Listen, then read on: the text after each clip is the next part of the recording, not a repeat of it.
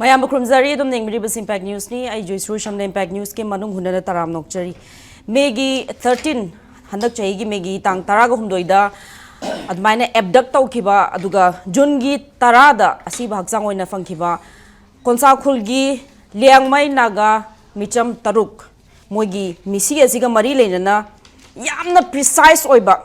have the Yamna Akaknaba Dukumba operation among a sea.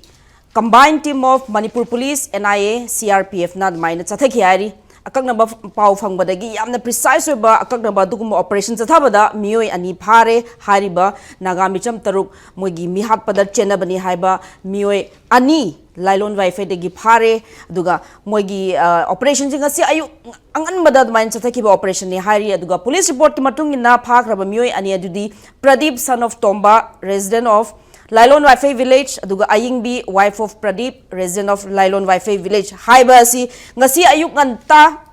pung nipan ga minute yang kai ta matamda police reports mine thorokibani aduga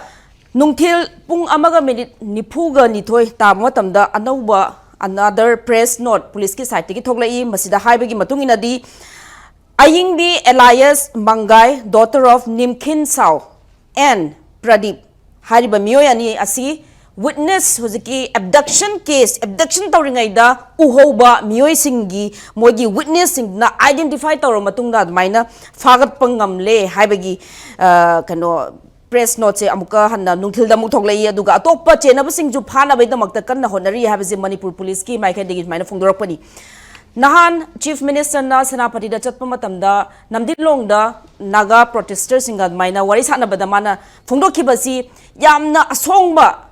umangda chenchin kibana maram oiraga hozik mihapada chenaba singji faba ngamdabida lakibani NIA na kanna thijili aduna state force ki side tegidi mating pangani but sei henna chawa role or khuthinjan badi yaroi habigi wafum do phongdok kibala giromne hek phongdok paga ikoi koi dana ngasi ayuk smaina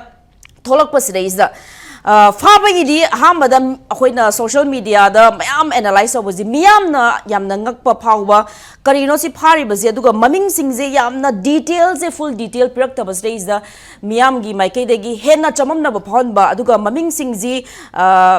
Kuki gi hoziki LEILON VAIPHEI gi village ki maming di mandaba Pradeep ayingbi kaina habizi maite gi maming oina smaina tholok pasre is yamna chamam na ba phawon kiba aduga matung makha tarakpada police ki site gi smaina ani suba press note smain tholok pa aduna mayam sreis da khoina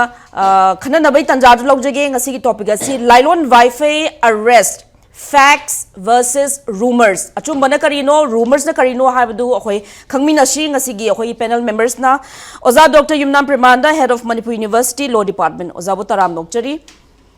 aniswa panel member oza Nando Luwang social activist oza Taram Nokchari and last but not least oza Ashang Kasar social activist oza Taram Nokchari ngasi gi discussion of chabasi ahan badai hak oza Ashang Kasar de lakchage oza hoziki sumaina arrest obasi aduga kitang confusion tuhanba adu hozik ngagi mamangda kokomi gi site gi press note ama press meet ama tawkhre moin haibasi karigi damakta hoziki naga singna pisanba kano list re yawba identify tawkraba LEILON VAIPHEI gi chief adagi atopa miyoi singdudi phada bida moi ani je hana phabano masidi sigi phaba gi khupha mong jidi henna nungsidana naba henna communal tension thokna bagi admaina thorang tobo male habegi dugumba allegation charge orpale oza huziki phari basi masi tasingna justice room da tamna nakshilak pagi mami tabra natraga henna more and more question sigi phabagi mongs na puthorak browser Joyshree ai ahanba magda sigi impact tv gi channel tabiri ba mayamda kai khumna ba uchari khurumjari aduga hojiki lakchabaduda aina mamangda khidang madugi da mari laina thamningbadi praja tari ba mayam aduga any panelist mayam akhoi lakpa mayam su akhoi na phap taga dabase aduga akhoi sumai nei narak pati di yorok pase ai chahi tara hen khre sida akhoi ngasi phawbada kanamata hot argument su leite akhoi da complaint tob su leite aduna aina haining badi akhoi na sida laraga masi mayam tabagi haibani discussion nama tobai se topic aduda akhoi na focus toro tobune adu topic tu na mari lena bok puna mak to de akhoina ngangani hebo adu da chaiba kaudi hebo adu mi khrana sum marak da tholaga akhoi wachi akaino khra hot oina ngangba emotional oiba constructive oite negative haina hoi party ki polit oiba tawbo ya akhoi de adung bung ngasi phobo tawde aba aina haijaning bedi karing bo government du na laladi akhoina lale haiba tai ado topic to the lakpo kanda any xyz oiresu topic to na mari lai kanda achum do akhoi haiba tai ado na topic to the akhoi di praja mayam da madugi analysis to bodu phap ta han bane ado mi khrana madugi opportunity loba madugi idea da chatabida adumaina government da chaibodo o cm ama da chaibodo haibalom da khara phonthokpodo madu chumdeba aduna aina haining badi akhoi lebak chumthokshi achumba cs host da akhoi thaba tawse hairadi segumba public platform da yawba isidi one sided da political ga mari laina na chapa yade aduga cm ge ga mari lairaga aduga natraga magi kananinga khara phanglaga government da khara appreciate tawba thangkatlaga magi khudong chaba lawningai da chaladi madudi public su thopiru no in haibase hoji point do I lak chage sidi mamang ni akhoi di haidan lae play game ni hoji tori base play game ni aduga masidi kanana no hairaga hoji ki akhoi na hek haire hoji ki leriba oja khemchang gi government se hel lap kanda akhoi di public da haining da bagi akhoi haide do bu discussion akhoi gi mayam unaba kanda akhoi gi close door meeting da akhoi di hai masidi mana maming da oina sem oibuwani sigi chief minister sidi atopa chief minister malay maming di uhanda ba aduna sumaina potu lae sigi government sidi adum maming da government do oihalaga matongana remote control paiba lay haibase akhoi haira khrabani aduga hojik phawada ministry se minister kaino cabinet expand tawdaba sisu play game ne habo loina makse hojik kanana sari kanana sanari kanana pairi haibase aduna hojiki potu ngasigi hairiba thokliba ainbi ga pradip se phare kopal ani se sigi chenaba da haibase masida akhoina sok tawningai leite angak ningai leite aidi angak po phaude mi kharana de hoi angak po phaura khollag sai mayam aingon do su phone tawre ikhatnare hairam sunu sidi mi taranipan day 13 May the Paraga Nupising Tadokraba Tarani Toise Tado Tokraba Missing Sena Wari Se Pazana League Rabani.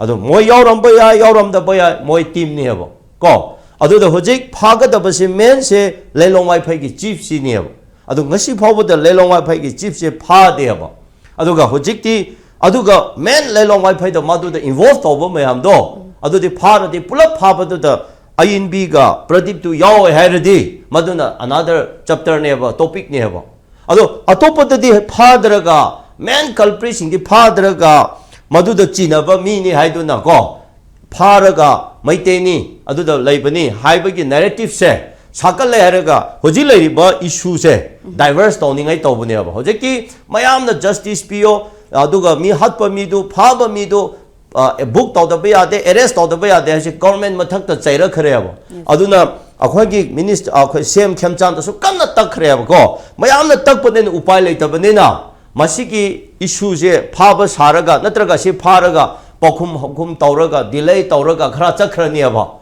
Aduga, Nahandi Pabia, there, Nashinamu Pabia is in the curry. Perdipka, I in Bidu Paga, Nahan, they 14 the Pabia. Moise jungle de yaw chapare yaw buzala ate yawdrasu de 13 na phare nongalaga sigi mi sing si de phaba ya bo pot ne kari gi phada dan lei enaya da mu sinare hai ngasi phaba gi style to de enaya gi amu mande wari ne ko ada sidi ngasi gi si shok to ningai leite INB ga pradip gi case to di luban nate angon da hairo hardi ko adu di luban nate ha do ai hairake men oibadi de 13 da Kidney Tore, adapt Tore, Karatadoi, Krasi Hatkre, Messi Powder, Ganamata, man culprit Oibasing, Adu, Kanga, Kankraso, Lelong Waipegi, Minani, have a Kange, KNF, Pinani, have a Kankre, Adu Mutunda, Cookie Joe Council, Aquina, Hatpani, have a meet Tobagi, publicity Totokre, Adu already, Huramadu Parkrena, Adu Hanangasaki,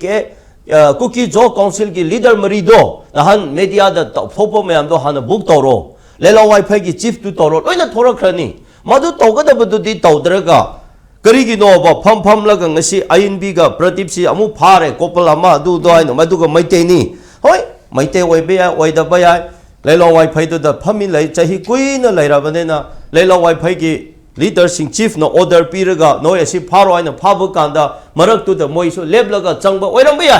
moi khun manung da thopane na adu maduna kaino na te main culprit di amal lairam gani haba akhoina haibadi main culprit tu pharo haibane haba adu LEILON WAIPHEI ki chief tadi kari ki phabu ngam da brai question a chawbal lay adagi hojiki abducted sing nupi sing na haibasi uniform set pa khulai paiba sing da maina pura sakhibani pura sakhibani sinaraga adu gang sai in nupi sing lakpa sing chena kuki ki nupama MR oi police oi ba laimo khon da didi tawa ma sa su yauri hai khrabani adu su ngsi phabu da phade adu di phaba ila lai ba pot ne khwai di lai ba phaba se ngase police constable se ne khwai di lai ba phaba mi du phade adu khwai di lai na phaga da se LEILON WAIPHEI ki chief tu ne ha kari gi no ba adu no tawga da ba thabak tu tawde adu se kari no hai ra ngasai nai ba do hojik ti book tawga da bani hai ba se mayam na thana tawre protest sit in tawre UNC na so akhoi madu hana justice speeder di tawre hai bi gi hojik ti government se chempham leitere ha ba ko moi ge na adu ga nahan sanapati da challaga halak pada mayam na throw tawba se draw tawba se asi da oire ha ba natra adu ere di hojik ti issue se diverse ama tawningai gi ngasai sigi tawraga maitei su yawe hairaga nagaga maitei khanani gi machak ama sinba su manba adu nahan sanapati chala halakpada noina gampopi da cookie gi marakta wari sadana handshake ka tawdana tawlotba wari do sigi ngisi gi phaningai se sigi game se sigi tama wari saba chalubra haiba akhoi di china khre ba adu halakpada kala tombi da mina khumba haibada di seran torana khume ba hayab go ana praja tabiu achumba akhoi lepa akhoi na sida praja public the thokpa ngasi impact na service piriba akhoi nainari ba mayam se Manipur se aphaba Manipur ama achumba Manipur ama sem se haibegi tamakta siki service pi bani aduna masida adu ada hainingai lete red to machu asang bane haibatai angau bane haibatai aduna masigi di dum thokani hoji present government sidi oja khemja na let oiraga chief minister oiraga tawriba sidi ai mabu yenthina basu leite aina ama haige di yamna jaja thoki kini ai mamang da su haire maramdi magi capacity akhoi khangkre do mana tawthori ba mayam na nahan akhoi chura chambu challe dum flok challe phaki tare aduga handak senapati challe flok ta khre halakpada yango mong ta da ba ati chief minister ama haisi protocol yengda ba yade adu chief minister ama haisi hana phajana line clear tawra kanda magi chief secretary leiri bani ko magi advisor leiri bani aduga kaino leiri bani madi law du da kitang henthora ga chatpa yade madi is binding by the law rules of law aduna madi challaga kamaina chief minister amana press da kamai pigini kamaina wangang gani kamai tawgani haise government amai de punto tawba yade adu su khangara male ba aduga hojik si peace purak se hairadi chatpa du na nate peace tu versus government ne aba government versus public ni cookie na tori su government na demand tori bani maitai na ngasi wakali ba maitai na sulo tho haire su government hairi bani naga na justice PO haibe su government haibani so honor se mapu se kana nor government ne aba government actor oiga da ba mi duna ko state actor oiga da ba mi duna adasu chalaga adum mana mediator su oiba third person su oiraga peace purakani haibadi it is impossible adudi oithokte aba adudi oithokte aduna madi police amada thabak tu tawga chakada bane aba aduna madi ai senapati yaukre karisu tawde kuki na haibegi show tawnan laire aba sonda goodwill mission tharaga mi maite ga hoje kuki ki marakta wari sabu yadaba naga ga sabu yadaba de homokti tawdre aba so jaja thola khigani aduna yango ngasi ju senapati chalaga ngaran ha he chapata ngasi angak pa ma thokre sini ai mamang da sudum hai kre orang second round da dum lakchage thank you so much oza oza ta bazi hojiki ngasi combined team of Manipur police NIA aduga CRPF na dumaina operation satharaga dumaina fagat pagi ji masiri just game plan amagi mong da chathar pamali aduga maite ga naga gi marakte hena nuksina da ba maina yengthina ba thokna bagi da magdi game plan mali ha baje ozan tham bire mathangi question ji ha ozan nando lakchege oza hoziki akoina viral message kha thingna je masida claim taw baje hoziki phari ba mioi ani asi maite ni moise couple ni ha bazu hairi aduga masi kari gino haraga police ki side gi tholok pa reporters make sengna clear cut full details tholok ta bana maram oiraga aduga maming singji yamna kano tawni na swais reiza hoziki maite ga naga sing marakta am kahena nuaina da na ba thokna bai da makta sing game plan ama toroga sumaina arrest phabagi sumaina tawsina bani habase oza kamaina yengbi yabage ai sumai thamjage hoiki naga taru makam ka leron wifi di pharaga naga taru si makam ka phumambagi wathok tei hojiksi yam pongpong chari ne ba masigi marale bing phau haibane ba miyam gi demand se ko Hojik Manipur police ne NIA ne moi tim mama khara CRP ke yo tim mam chaluraga maduda chena bane mi ani em phare hai ba ko adugi police na thadori ba press statement dugi matung ina mayam si am harau gadam ne mai ke di amata harau de ba si ni ko wafam mam sidani ko wafam mam leise haidi mayam na talibe demand ne leron wifi da gi phagi ba naga taru mayam phami na khran thado ga naga taru ko na halo bose masigi mara lebe jing du phau aduga ain du matik jawa dan di piu hai bi wafam yam na masine bu jingam lang na sa pongpong sa leise masiga mari le na mogi tim mamana ko gi yana ya yob tim mamani police yob tim mamna phare kana phare aga pradip haibam ga magi ne pi ingbi haibam ga phare na press release tholei ko Manipur police na Manipur gi miyam kanam harok de naga jo harok de sigiba hujiki khoi liang mai gi mung taru gi mi jo harok de maitei jo harok de harok budla na hena dum mai magi kamen makan pine ba si jo wafam mam lai ba sidi ne khoi na hangi ada khoi Manipur police na mana sengura padadi pradip to maitei ne haide aing de maitei ne haiba wahi panjade ba maming am ko mi ni phai apha bani du maming hapja bane ba adubu maduna piriba keno dudi karino haibu madi mayam na mai thopa ata hana bane ko maduna mimigi area ne mimigi nai we bahune khoi changne roi ba aina hangjeningi di police na aju ayam chawba achievement ama we bam thui ne ba na ta le ba even Manipur gi chief minister na pha bangam dong mandre asupo umanglom da chen gre pak aching da mi pha ta na bajing ngamroi haiba pot am ne ba ada ani subada khoi lakcheningi na Honorable Chief Minister na hagisi NIAD case macha machine je pak phade achow do chena baduni tap phadu je hai ba ko hujiki hariba matai manau je pradip hari ga ingbi hai bisi case yam chaw chena bra natraga leron wifi da naga mayam phabagi thobok da haidi mi mayam phai na na tram lim thado khram ne ba tram mi ga si taruk si kun musuri ne ba natra kun mu phaba si di moi mi amani ne phado adai khundu mi am lo yong ne ba hai gari kham badi irang ma thodi mi lambi da thatna ko da protest to badi mayam gi mama thokba khamdo kamjin to badi yaw raga da mabani khadang na hata mangin thapsu yaroi mafom du local man original natie ba aduga mafom de ina kare am khunna lai mi su natie moi je ko adu mabani ne hata mabani de hana selected oina ko mabani selective oina hata mabani ga hana phagalak ba ko sigi wafom sida lai de adu mayam na makhan haina rei pot sine ba sigum balai mayam da koina huji lai si masigi mamang da kuki singna to bo mayam si yengse ba koi gi National NHPC da worker weba akogi Pukrambam Bida Chandra mai ne pi pisak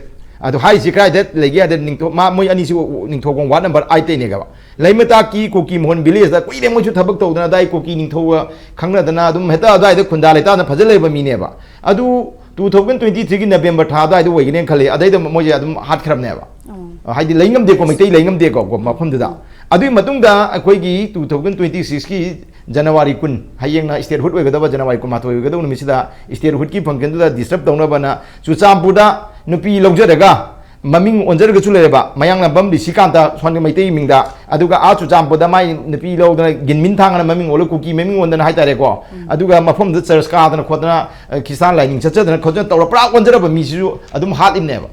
adu hariba hujiki aying bi pradip haise hoi aying bi bidi maitei nem pior ni ko pradip asidi hindu maming hai gadra maitei maming hai da mo were ba mabani si ada kuki maming ju won de ba da electoral won de mabani si ada botra chali adu mabani pradip aying bi nam leje ba sidana asuki no ba si ada leingam mi si kari no kuki khunjada adi kuki mayam jina Manipur gi kuki mayam jina moi mafam da maitei inda sang ba ya di hai je hujiki pradip hai sina ada asuki lem da di pradip si moi gi ningtho hapda ba ni mai ke di kuki machin da wahang amlai nadraba kari gino pradip hai ni pa jina ing bisina asukina maming on badi khangdi ha binata ba pure elected one the shot na moina maitei ne khangle ba mi se maitei da changan di hari ko cham supreme court ki judge changan di ne adagidi lok sabha gi MP sangendri neba natra matamda police sangendri niko sumai tawdana adagi angang cycle thoba angang gaji ada peace ki santi paugen pugu sangendri neba adi pradip hari siga aing bi hai ba siga mabani na kamai tawdana mafam da athukui ne leingam mamino hai ba pradip hai ba asi nipa se ngasi cheneba aing bi ki nipa se magi manau pa robian hai siga lemin na hai ba da adu robian hai sidi koki nu pi lo leibne ba da sing adai gi nu pi hai dare मा रोबियन है कोकी नुपी लोइने को हजिकी प्रदीप है कोकी नुपी लोबुस नतेबा अयिंग बि लो लेनेबा अदु रोबियन है Nipah माई मनो पा प्रदीप के मनो पाजे लेम हंत की लान मनुंग सिदा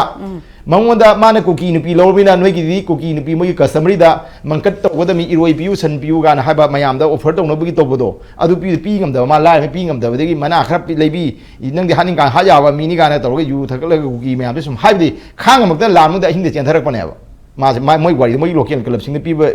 information phang pau ne ba ro sidi chum doi ne robian ji huji lei mi hingim ne ba aduga mai macha jo khoi ta ba robian gi macha chu ma na hing de ma di khun tu ma hing na chela ne mai macha ji huji gi pradip ne yu ho we hai kwa khoi ta ba kwa akhoi na haiming di askari gi da mak da hai ba khoi gi sidai risikanta kakching khon de gi ginmin thang wandana koki nu pi chu lo ba lining chu pham du gi kisa lining cha chara ba adigi di amana huji gi pukram निंथोकों वा number आई तेगी माइने P सिगा आदा लेमिनदना को NHPC दा walker होइदना को अताई खुंदुगी लेमता की cookie मोन है village खुंदुगी खुलाप यानादना सारा हिंजांग लाना दा लेमिने मिसि लोय हातोइनेबा सिसे कमाय लेंगम मिनोबा अदुगा अमुकसु हायिना हुजिकता मणिपुर पुलिस ना हुजिकी मोइदी फारोबगी प्रेस सिस्टम में अफा अफा मी मिंग हाइजबनी पुलिस की दिको अखोई माना सिदा मयामना कमैते फारे खोले याकसु हाइब लेते हाइदे पुलिस की ददी अदुबुदी हाइदे बको अदुबु अखोइना हाइजरिदी Sumba Manipur police NIA CRPF का मई कंबाइंड फोर्स अमना तौबा थबौदा मसी अफबा थबा अमने मणिपुर की कनागो मी अमतना थागत वाहि ने कनागो थागत पई वाफम अमता लागतेबा सिसिना करीनो पीरिसे हाइसे मसीजे मई अफारी बगांबु जिंगनसु नैनाबदि हेना गाना ने खालेको अदुनि अदुगा अखोइ जिकी अखोइना लेजरिसि हाइबा सुमाइना लाखो मयामदिदा मफमदुदा मी थलगा फाबजी केनोची अखोइना हुजि मी फाबा फादबगी वाफम अम लेनरि मादो खुदोम बि थिनबा मयामसु यारको नतबदा हुजि अखोइना नगागी फारिबा त्रामली हाना मयाम फाबिंगदा त्रामली थारोपदा थादोक जाजिन तौनबा मतमदा वारी हाना सारिबा नगागी माइकैगा नगागी लुचिंगबसिंगा कुकी लुचिंगबसिंगा गवर्नमेंटगी खुतांगदो वै सिपाही आर्मी खुतांगदो सानरेबा सानर त्रामली थादोरेइनेबा कुकी तारा मरी थादो की बचे कुकी त्रामी थादो की बा नगा त्रामी थादो की बा नगा त्रामी थादो बजे पासी कुकी गिना सोन चेप्दा से नाकलम थमजेबा नगा त्रामी थादो खिनेबा मोइना कुकी ने थादो रेनेबा अदा वरी सारिबा थादो थाजिंग की दायित्व लौरिबा कांबुजिंग सुजु फारो दे मरम लेब्राबा सिदा अनी दा स्केप गक ओइबा अखोई बली की हमें ओइबी फिल्म दा को मबानी सुमजौ सानाबी फिल्म जे मसी नेबा कोइना खलिसि मसी कुकी सिंगी याम फजबा अखोई ड्रामा आम नेबा असुकुई थमसी करम काना सिननी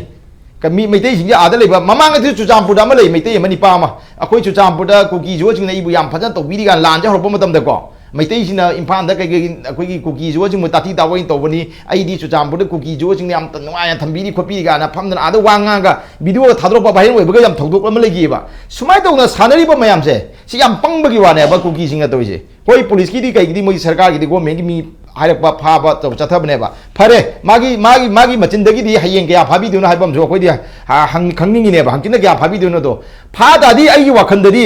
हारिबा निमितुदा गाड़ी थटपा खोटपा यावबा नगागी तोंपा मोई कुनमुक्सी तोंपा गाड़ी से पुलप फाबाजे मी कुनमु फाबाजे मी कुनजदी खरे हेनबा मी अयाम मोपन फादोइनेबा नतदी मोजु इरांगदो खंगमरे चेंदुक जिन तोंदे खुंदो याम थामनाबसु नत्रमिनेको अदुदादी अदाइदा लेरिबा युमथोंग याम लेरोन वाइफाई की युम जिंगी याम मियोजिंग यावंगनेबा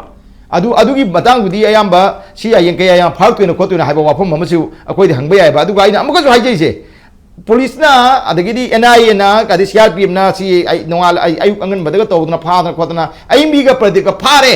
कना तगद वई फारिबा नगागी तरुक तो मकमक कटपदा हाटपा थौदोकदुगा मई लेनेना फाबनी कया याम चेनबा खोपगी कनोदी हाइदरी को मोइना जो फारे ने अद मणिपुर मी तना हराउदिएबा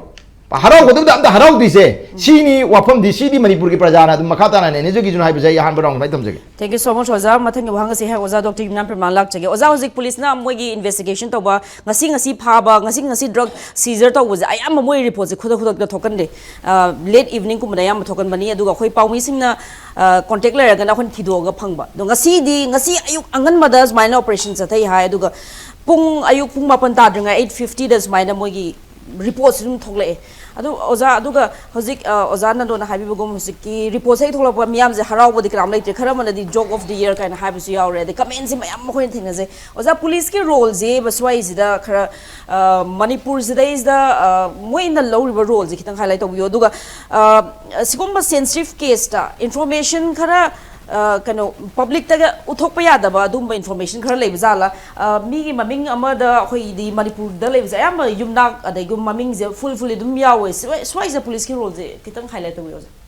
asing badi crime amada involve toba mi si pharaga ekta moi mara le di yati ko court hai si di court hai baduni khoi law da hai baduni bu kana gum na sawi law da hai badu pam da hai tare do khoi di law da hai du hai te kari hai ru ara khoi na hidaga ngangna ba si thina facebook ta ngangba si thengna re khoi na danan doi odang asang ka sawi thengna moi ai gi di maming ga palla ko jiba min pam na mai min jeng thibada haubam nanao kawe yu ga ngawi ba kan to ai na ngang mati ka to man sidara dana ko ai da mi sing pau te basman karim ka thai na lai mayam pa dana mayam si mit mai oiraga kai go makhara mating panggadra hai wa khalu ne khoi na ka su to na ti ko mai to ji ba som thuri to le ba ni ado ai bhai jo ga di law da strictly khoi law da hai matam si di akhoi gi police na to do si law and order si police thabak ni police na pha pun bi lu to do ne investigation mai thabak ni special cases ta NIA da sinare under section 6 of NIA ki makha da NIA da sinare sinata ga di khoi gi schedule offense mayang do NIA na to do ne ba ko schedule offense to ko pun chamin na ba sing surum pai wi ai desa aduna law gi wari ni ada asing madi mi maming si mi ming si semain fokadam ne de leiti chada bida kamai thoka da ha ka da magi mi ming du thoni adusu full name yo ka to ya di ko pradip ay thita di prithvi sida pradip karor mu len ngone there are more than 1 crore person name pradip adu ada dawa lam len ngoni PRA double D o len ngoni I o len ngoni ai thamada more than 1 crore pradip aying bi hai sisu lerangoni ma di karo di phara mar la ko lerangoni aying bina ingbu ingadi adida nupi ni tak no bi ma pla aying bi tare na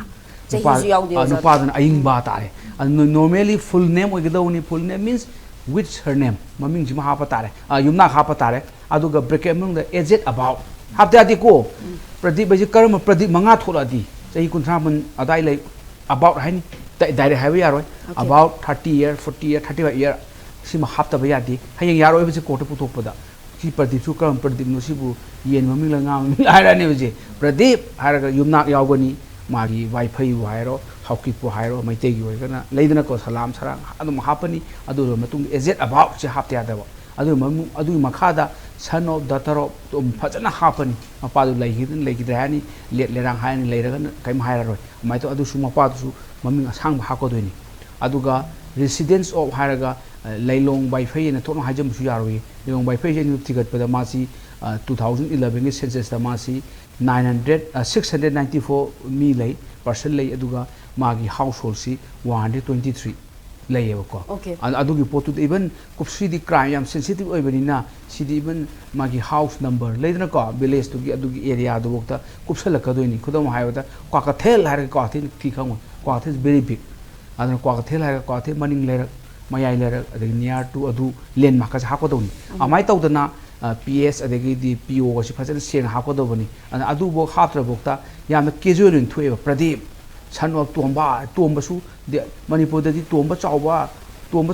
adagi sam adagi di rabi adagi adu di manipur da di pa kaw da kaw po ni hui da bo kawi tomba bokta tomba mali ni hui ji bo tomba ko khong in ada ayin khamada tomba chawba kai si di is a common name ni manipur gi mizoram da haraga phajaba thiba akoi da mizoram da haraga phajaba ji kaw sum sina den moi jang kaw mizoram da moi de koi moi to ko du da te ko moi ha ga di phajaba se mizoda MAWI moi ha se adu da kha phajaga da moi lutuk ai yam phajare hai ni moi tuk le yati moi lutuk yam phajare hai ni amai to dana nupi si je khoi na mizoram da moi kaw phajare hai ne ba amai to dana tombi chawbi aying bi atapi asang bi awang bi se khoi ki common name ne ba madu mama pan adu aseng bu adu su kaw ya di leira moi scientific magi certificate si su kaw mo ingagana inge sagana sare wang ka wani si certificate name do leramoi ma matriculation certificate ta high school leaving certificate ta ade birth certificate leibudu maming gawewa oza di police ki pose hatu thong da ya di habe mo adu mali moine homework to wale nahangai police na musmai thoki bena khoi I think this is the first time adagi anirak suba nungthil de tholok padana oziki aying bi alliance mangaya and alliance mangaya and tawre sidana mamai maming ju nimkin saw and ingi ma si aduga madi mangaya oina hajele ba ko alliance di oi habani maming atopa haini ba ko adagi daughter of kaina haraga amu kai haina sina nimkin saw nim kin sao kan hagele mo sidi brahma gi masau main sao ga tause ana sainong thop chale mo sisu yamna bek oi hai bai nai di simaina thokna da bani ado komai to khong de mani police ka yam hatu thoi bra komai to sidi kasuna ta bada mi ju sidi police is responsible ni responsibility police na mayam sida irang se hena thoktana ba yamna phanana ba inna tam to bu thawam change police na to bu sida si sauradi khang da ni mi mai dai na bani da o irang tholadi wari bu ko adu chumhalu adu sumbaji tawdawni yam seng haibidawni sidi am luidana ko haideu ti Manipuri hot oirabani hot yam ti saamni Maharashtra koina sa koina iruja sangboda nakpo khoi laik tabangboda 44 46 kamani 40 ka sai sangaga tholakpada tekthokpa na haude okte tekthokki de iruja thajad tekthokpa na haude amai to akhoi loi sarami Manipur so hot anytime the kang machine khanan gani adu kang machine khanaba yabase haidi kuki haiba ji singsiga amu maitei ga parloi da khanare maitei ga parloi khana mate moina khanaba hodana sibana ba thoe adu matuk da mu naga ga mu khochen na tangkhon dum khochen na purudana amu tangkhon ga mu taunare adu lasa kaino khoi pamju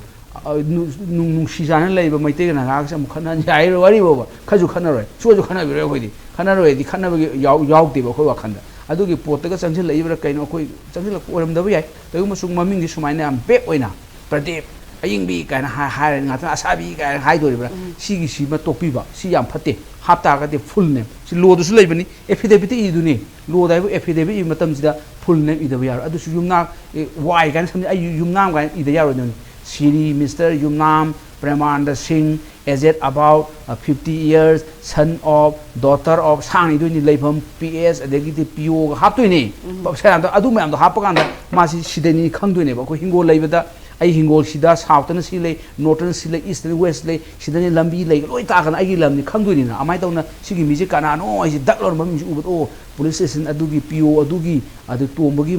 ka sai adugi yumna ka yaw adugi macha tomba sahi kuthra pan subuduni macha manga po madi nu pa adugi adegi oza smaina yamna hatu smaina ongoing investigation amagi reports maina mate khara full detail yaw do thadorok paje masi adum ongoing investigation ki smaina mi phare khole have zen smaina phungdok padi yadi yabza la oza duga game plan ama yaw male hena ngasai oza ani pambiri paje masi rom da hena circumstances myam jeng matam da Manipur police se game plan si ki part ama yaw bai mami tasalak aseng di police ti yahom di thokte ko police should be neutral hoidoni police di Nagai police, Meitei police, adegi Meitei pangan police like police is under the state ni, state ki police ni. Police se kali ke state se kandu ni. Police phari ke state ki law and order, public order si phajana thambangam duine bako. Na police di irrespective community line, masi phajana tawhamam changi. Aduga police na hathu sumaina mayam na details oidaba maming si phare kan haji. Phage hairaga dinga sai haibi bedu maina khoina tabada di hujiki LEILON VAIPHEI dugi village ship to pow haini tabu bo khoina ade police sama su mami he pali adugi police sing dong pharo di beral ane me police mami pali du phabi hai ade lalho ama lalho nati terrorist lu ama Kuki Nation Front presidential faction nine KNF P haine du khogi kaino deputy kaino ko mari leini ga hai bra du mama su ko lawi praja mayam adu masing du lokhot pa phagat pa de khoi taje de ne ko aduna na pagni taje di tatan hai du time ni na pagni taje di Kuki Nation Front presidential group phade adagi di hujiki chief to phade adagi di police ama kanano yawe adu moina am sinaba ma anirak suba thokpo sida sinaba as identified by the witness kaine witness identify to budi akoi di sidi ta di akoi na ta budi ngasagi mayam du oina tai ne witness singduna amina ru nu pi singduna haibadi witness haga su nati hobo mi ju oidui detainees or abductees to the haibadi sidi haidi ne akoi ta bo atopa hai aduna masi bapta di witness haga moi da nati ꯃꯐꯝꯗꯨꯗ incident ꯊꯣꯛꯄ ꯎꯍꯧꯕꯁꯤꯡꯗꯨ ꯂꯣꯏꯅꯃꯛ witness ꯑꯣꯏꯗꯣꯏꯅꯤ ꯑꯗꯨꯁꯤꯡꯗꯨꯅ ꯍꯥꯏ ꯑꯗꯨ ꯈꯪꯗꯦ ꯀꯅꯥꯅ ꯍꯥꯏꯕꯅꯣ ꯍꯥꯏꯗꯕꯅ we have no idea ꯑꯗꯨꯒ ꯃꯣꯏꯅ ꯍꯥꯏꯕꯗ effort are on to arrest the other accomplice ka haini involved in the crime ka haini moji accomplice hai wahai si khang sinai go khang dan sinai khang de accomplice hai de ko common language da di crime tawba da yawba mateng pangba singdo participant singdo adu accomplice hai ba adu sigi matungina di mabani is the main accused ki mong lowe mo knowingly or voluntarily held in the commission of crime do accomplice hai kupsalaga mu lo da lai di crime to the crime to the yaw direct participate or mbai mating pangam bai loi bak to accomplice su kawe ba adu mana sina ga ga di akoi maroina main accused kana the prime accused kana adu ba londa di sina de ba ko loi na laisal laga akoi de samam na ba ma thuhal le ba ko ado sisu yam nuai ta ba ta na ngai di prime accused phare main accused phare kana NIA na to to wi na ko masai tiger ma phaba du main accused ni prime accused phare ka haidana adu bagi londa du sina di accomplice londa am sine accomplice ji misam ge language ta crime to the mateng pangba direct yaw na tabas accomplice haiba adu go lo ge masi phabs na to accuse haiba aduga atopa na accomplice to as identified by the witness haidana aduna adu matung da last line is effort are on to arrest the other accomplice haina sisu accomplice na hairam doine ba mo haini se other ju phani haini adu the crime the direct adu bu lodi yanga di crime direct to ba crime the direct participate to bu du tore commission du su accomplice ni adu ga madu da mati pang su accomplice yam yam accomplice ha okay adu da haini bara adu ne se adu ge du okay thank you so much oza matang ashwai da timba commercial break lojege break ki matung da leilon wifi arrest facts versus rumors makatana khanazake